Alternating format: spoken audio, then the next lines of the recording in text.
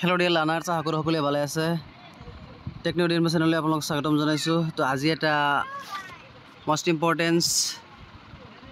topics লৈ আপোনালোকৰ আগত হাজিৰ হৈছে আজি টপিকটো হৈছে যে এসিআইটি পেডৰ যেটো ৰিজাল্ট কেনেকৈ চাব পাৰি তাৰ বিষয়ে আলোচনা কৰিম আৰু আজি ৰিজাল্টটো দিবনে নাই তো হেতু গুটেখিনি আপোনালোকৰ তথ্য ইয়াতে আলোচনা কৰিম তো গুটেখিনি চাবলৈ হলে আপোনালোকে ভিডিওটো স্কিপ নকৰিব সম্পূৰ্ণকৈ চাব আৰু ৰিজাল্টটো কেনেকৈ চাই তো গুটেখিনি তথ্য মই আপোনালোকক দেখাম এইটো ভিডিওৰ জৰিয়তে কাইলে আপোনালোকে ভিডিওটো স্কিপ নকৰি সম্পূৰ্ণ চাব প্ৰথমতে আপোনালোকে গুগল ক্ৰোম খুলি ল'ব বা গুগল সাৰ্চ বাটন খুলি ল'ব খোলাৰ পিছত ইয়াতে সাৰ্চ কৰিব যে এসচিআৰটি পেড বুলি সাৰ্চ কৰিব এসচিআৰটি পেড বুলি সাৰ্চ কৰিব সাৰ্চ কৰাৰ পিছত ক্লিক কৰিব কৰাৰ পিছত ফাৰ্স্ট যেটো ইন্টাৰফেস আহিব বা ফাৰ্স্ট যেটো সাইট আহিব ফাৰ্স্ট সাইটতে আপোনালোকে ক্লিক কৰিব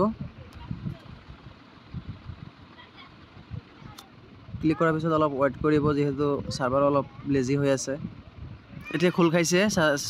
যেটো ইন্টাৰফেস আহিব তাতে লিখা থাকিব যে download of admit card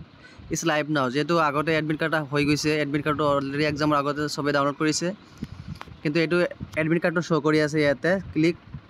hair to download admit কাৰ্ডটো শো কৰি আছে কিন্তু ইয়াতে লিখা আছিল অলপ ইনফৰমেশনটো চাই লও ইম্পৰ্টেন্ট নোটিস খিনি চাই লও তো opening of online submission of application এটা আছিল 22 তাৰিখত এটো গুছি গৈছে এপ্লিকেশন সাবমিশন অফ এপ্লিকেশন গুছি গল তাৰ পিছত ক্লোজিং ডেট বঠৰা আছিল এতিয়া ৰিজাল্টটো চাও আমি ৰিজাল্টটো আছিল আজি যেটো 23 তাৰিখত আজি ৰিজাল্ট দিয়াৰ কথা এই 23 তাৰিখটো অলৰেডি ইয়াতে লাইভ হৈ আছে লাইভ হোৱা নাই কিন্তু হ'ব বুলি আমি ওয়েটিংত আছো আপোনালোকে সাৰ্ভে ওয়েবসাইটটো চাই থাকিব এসচিআইটি পেডৰ যেটো ওয়েবসাইট আছে এটো ওয়েবসাইটখন চাই থাকিব ওয়েবসাইটটো চাই থাকিব কেতিয়াবা ৰিজাল্ট দি দিব পাৰে